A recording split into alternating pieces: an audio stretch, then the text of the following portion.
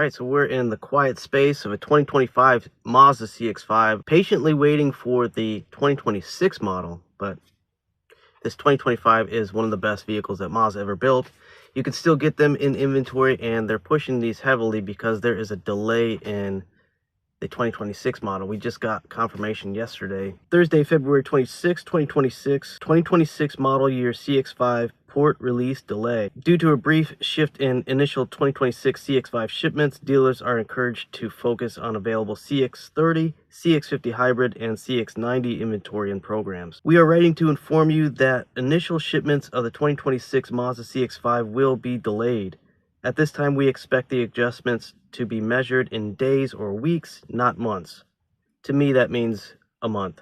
We are taking additional time to complete final launch readiness activities and to ensure a smooth and successful market introduction.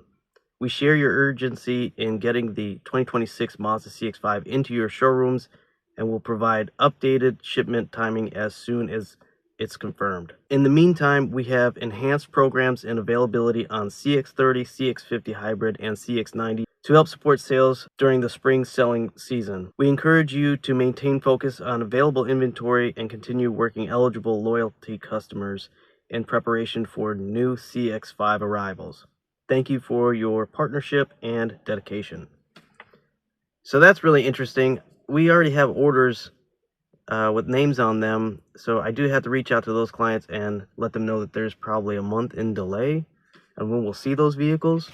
I even reached out to Savage Geese, sometimes a collaborator on the channel, and he said that the fleets were pulling the CX5s back from other media outlets, obtaining them for their review because of possibly a software update.